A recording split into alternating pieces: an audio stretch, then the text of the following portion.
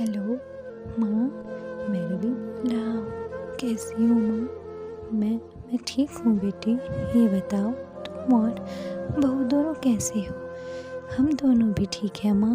आपकी बहुत याद आती है। अच्छा सुनो माँ, मैं अगले महीने इंडिया आ रहा हूँ तुम्हें लेने। क्या?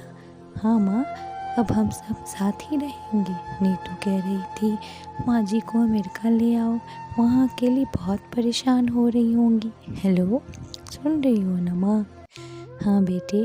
बूढ़ी आंखों से खुशी की अश्रुधारा बह निकली। बेटे और बहू का प्यार नस नस में दौड़ने लगा। जीवन के 70 साल गुजार चुकी सावित्री ने जल्दी से अपने पल्लू से आंसू पूछे और बेटे से बात करने लगी।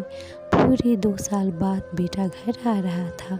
बूढ़ी सावित्री ने मोहल्ले भर में दौड़ दौड़ कर ये खबर सबको सुना दी।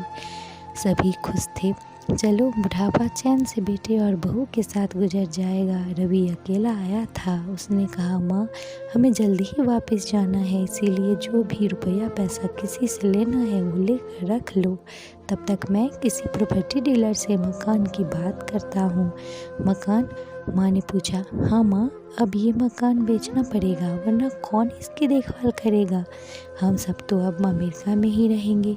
बूढ़ी आंखों ने मकान के कोने कोने को ऐसे निहारा जैसे किसी अबोध बच्चे को सहारा रही हो। आनन फानन और औने पौने दाम में रवि ने मकान बेच दिया। सावित्री देवी ने वो ज़रूर सामान समेटा जिससे उनकी बहुत ज़्यादा लगाव था।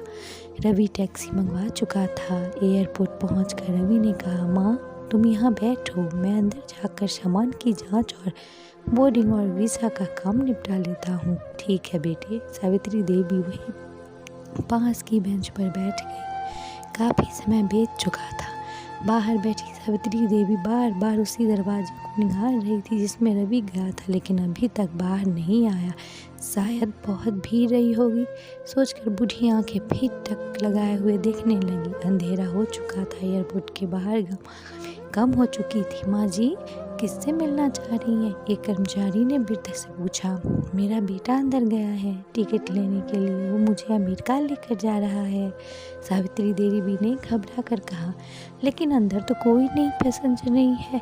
अमेरिका जाने वाली फ्लाइट तो दोपहर में ही चली गई। क्या नाम था आपके बेटे का? कर्मचारी ने सवाल किया।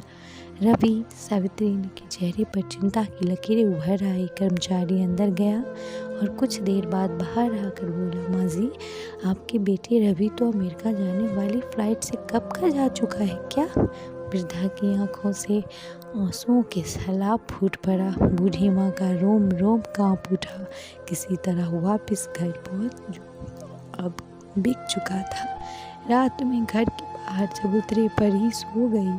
सुबह हुई तो दयालु मकान मालिक ने एक कमरा रहने को दे दिया। पति की पेंशन से घर का किराया और खाने का काम चलने लगा। समय गुजरने लगा। एक दिन मकान मालिक ने वृद्ध से पूछा, माँ जी, क्यों नहीं आप अपने किसी रिश्तेदार के यहाँ चली जाएं?